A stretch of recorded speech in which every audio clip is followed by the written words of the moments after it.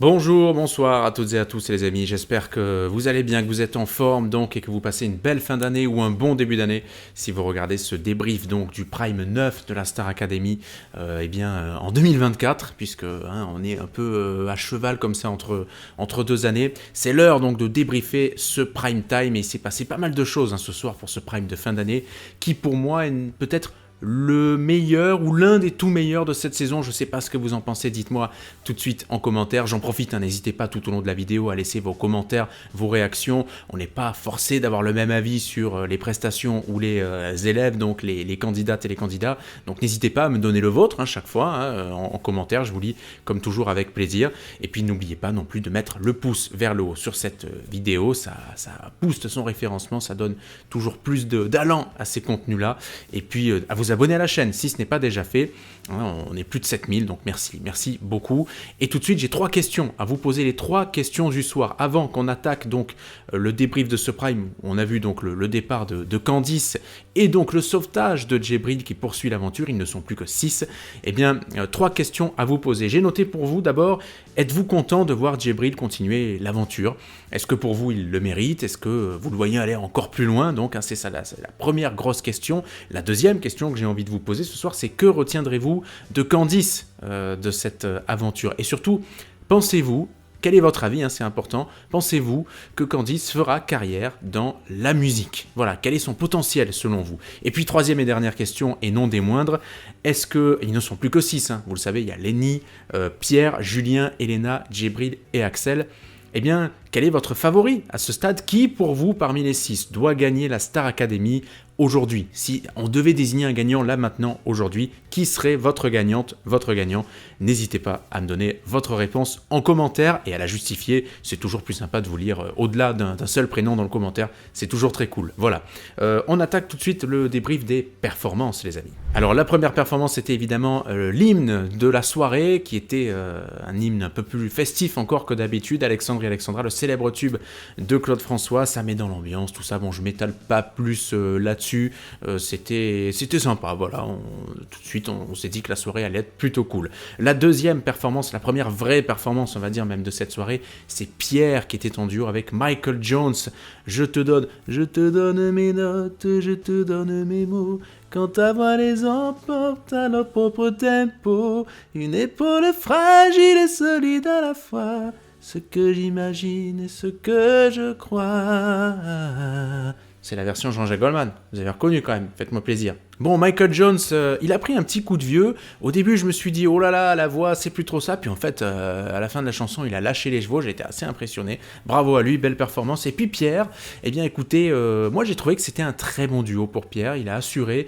On sent qu'il s'est éclaté sur la performance et du coup, le niveau s'en est ressenti, c'était très bon, les deux allaient très bien ensemble, super duo et vous l'avez vu, cerise sur le gâteau, donc et quel beau cadeau de fin d'année, ou quel beau cadeau pour démarrer l'année pour Pierre. Ce duo donc que Michael Jones lui propose de faire le 5 mars, si je ne dis pas de bêtises, au Dôme de Paris, donc de chanter à nouveau avec lui. Je te donne donc voilà une chanson que moi personnellement j'adore, c'est l'une de mes chansons préférées, je pense depuis que je suis tout petit. Je te donne et c'est l'une des meilleures de JJG bien sûr. Vous l'avez vu, Jean-Jacques Goldman qui vient d'être élu encore une fois personnalité préférée des Français. Voilà, alors que ça fait pas mal d'années qu'on le voit plus. Ça veut pas dire n'importe quoi non plus. C'est quand même lourd de sens. Voilà, bravo à Jean-Jacques Goldman. Et on le salue, il nous regarde toutes les semaines. Petite parenthèse, on a eu le classement, donc j'ai noté tout ça. 3e Julien cette semaine, vous savez, c'était cumulé évaluation de cette semaine et Prime de la semaine dernière. Julien 15,4 sur 20, deuxième Pierre 16,5 sur 20, super note. Et puis Lenny première 17,1. Je reviendrai un petit peu. Bon non, on va faire une petite parenthèse Lenny tout de suite parce que je lis quand même pas mal de critiques, je le dis chaque fois, j'ai l'impression, je me répète, mais sur Lenny, en disant qu'elle joue un jeu, etc. Même parfois, je lis quand même des commentaires assez curieux sur Lenny. On n'est pas obligé d'être d'accord, bien entendu, mais je voudrais dire quelque chose d'important, c'est que beaucoup pensent que Lenny est chouchouté par la production, par les professeurs. Moi, je vous dis très sincèrement que non. Et on ne voit pas de différence de traitement entre les uns et les autres. C'est juste que, les amis, Lenny, il faut le reconnaître, il faut être honnête 2 minutes maintenant. On les a vus suffisamment se produire pendant des semaines pour pouvoir le dire et l'attester. Lenny a un talent né. d'accord ? Elle a un vibrato qui est exceptionnel, qui est un don. C'est pas quelque chose qui est comme d'autres candidats, par exemple, comme d'autres élèves, c'est pas quelque chose qui est travaillé en cours de chant depuis des années, etc. Elle a vraiment un don naturel, qui est poli par le travail, mais elle a un don naturel, Lénie, d'accord ? Elle a quand même des capacités redoutables en comparaison à certains de ses camarades.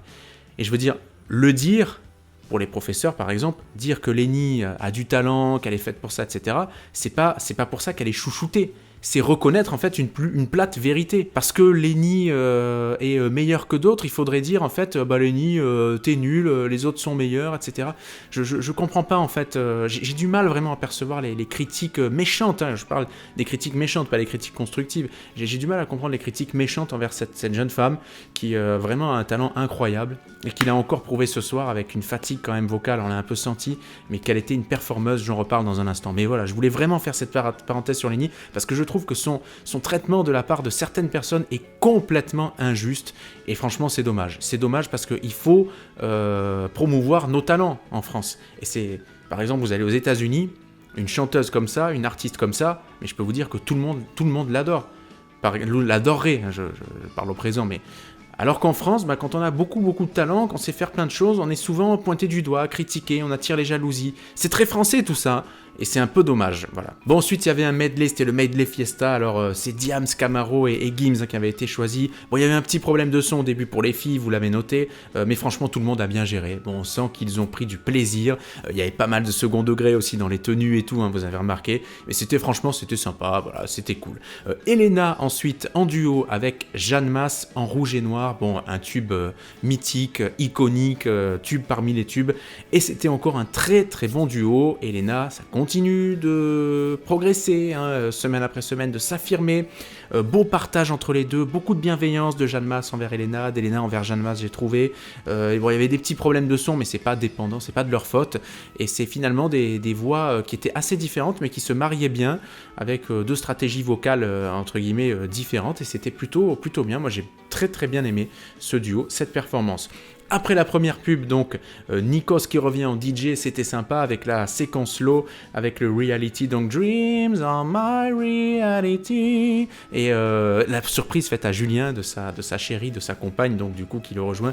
Bon, c'était mignon, et bon, il n'y a rien d'autre à dire là-dessus, c'était sympa, ça lui a fait un super moment, ça leur a fait un super moment à tous les deux. Et puis premier nommé donc à se produire, nommé qui a été sauvé donc, hein, évidemment, je le répète, c'est Djibril donc qui chantait Diamonds, hein, de Rihanna.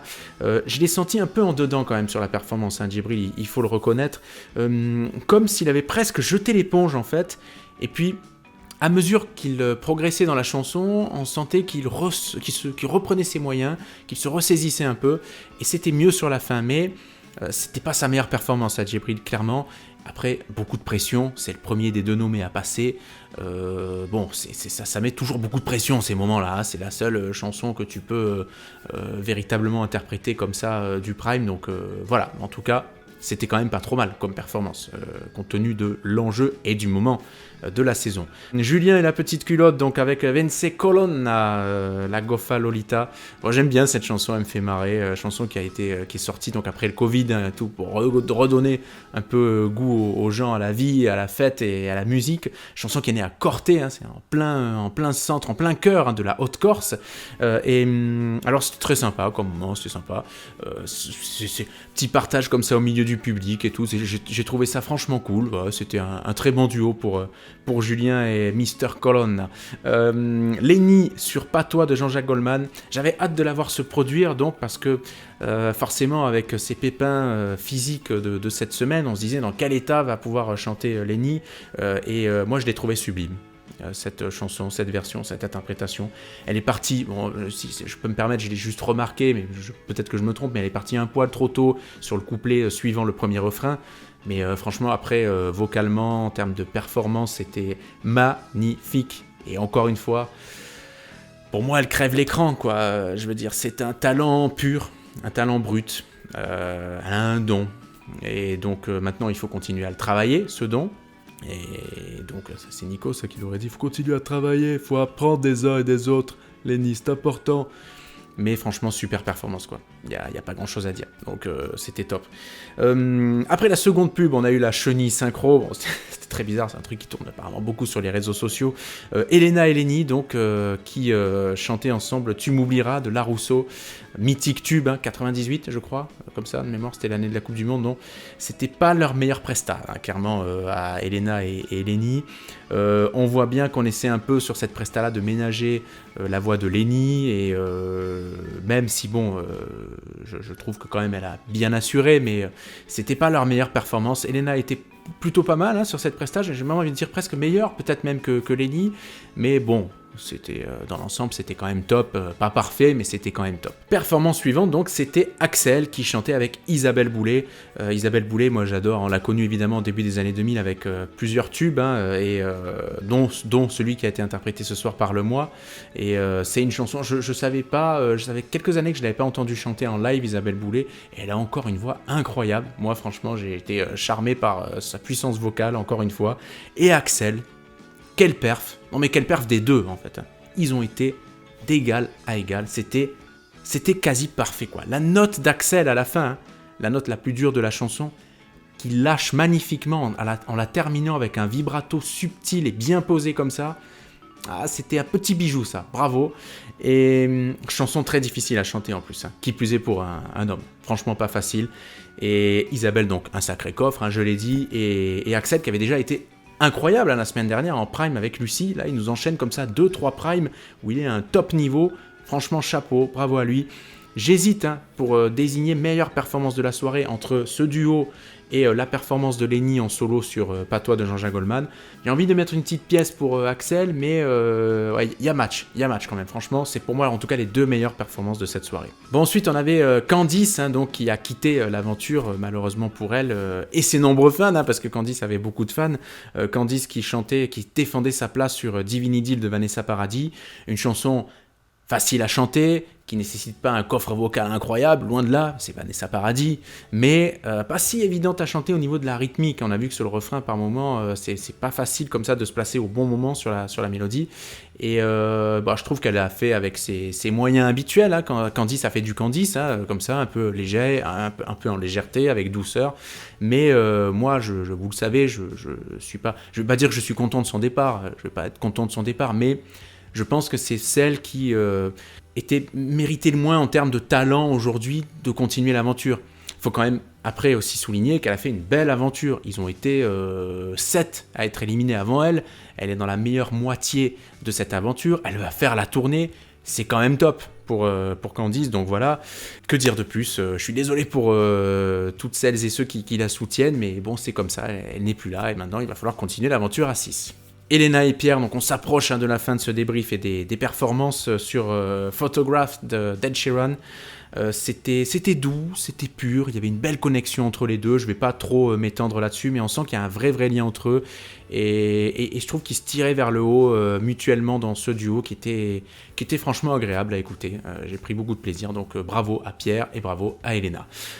Offenbach et les élèves, bon là c'est de la musique électro et tout, c'est pour bouger, c'est pour danser, on recherche pas la performance vocale outre mesure sur cette chanson, on va pas se cacher, même si quand même les filles ont bien assuré, Elena et Lenny.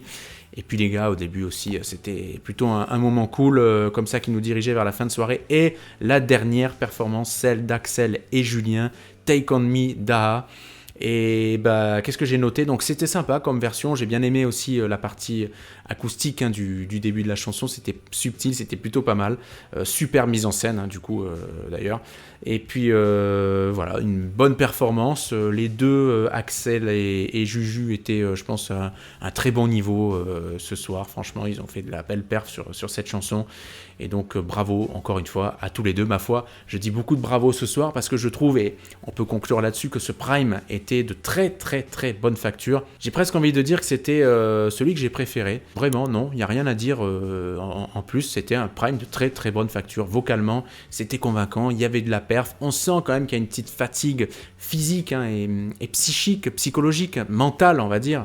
c'est plus le mot, physique et mental, donc qui s'installe, et justement ça les pousse à performer, à se dévoiler un peu plus, à montrer plus de choses et d'émotions, et je trouve que ça marche, quoi, ça match, et là on a vraiment l'impression, si on compare par rapport au premier prime, au premier au pluriel, au premier, deuxième ou troisième prime, on sent qu'il y a un gap immense qui a été franchi par les élèves, et là on se dit, putain, et franchement ils se comportent comme des pros, quoi, quasiment pour la plupart, c'est assez bluffant, donc on sent l'évolution, ça fait 2 mois maintenant quasiment qu'ils sont au château et qu'ils travaillent presque nuit et jour, ils travaillent le jour et la nuit, le cerveau travaille aussi, mais voilà, donc bravo aux élèves pour ce beau prime time. Voilà, et Candice qui a quitté l'aventure, ils ne sont plus que 6. Écoutez, les amis, j'espère que vous avez apprécié ce débrief. N'hésitez pas, petit pouce vers le haut, les commentaires, l'abonnement à la chaîne. J'espère que vous appréciez tous les débriefs depuis le début de cette saison. Je prends beaucoup de temps et de plaisir pour le faire avec vous en votre compagnie, c'est toujours sympa. Et puis c'est cool aussi de pouvoir vous lire, de pouvoir vous répondre parfois, de mettre des petits cœurs et tout sur les commentaires qui me font le plus plaisir. Mais en tout cas, bon, voilà. Et puis n'oubliez pas, on n'est pas toutes et tous obligés d'être d'accord, c'est comme ça, on est des êtres humains et bon, pas de chamaillerie, et restons bienveillants et respectueux les uns envers les autres, c'est le plus important, on en a tellement besoin dans ce monde de pourri qu'il faut qu'on soit comme ça entre nous soudés et puis qu'on s'entende bien, c'est important les amis. Écoutez, je vous souhaite à toutes et tous un bon réveillon, si le réveillon est passé, je vous souhaite une belle et heureuse année, on aura l'occasion de se re-souhaiter les vœux la semaine prochaine et puis surtout une bonne santé, c'est le plus important pour vous et vos proches.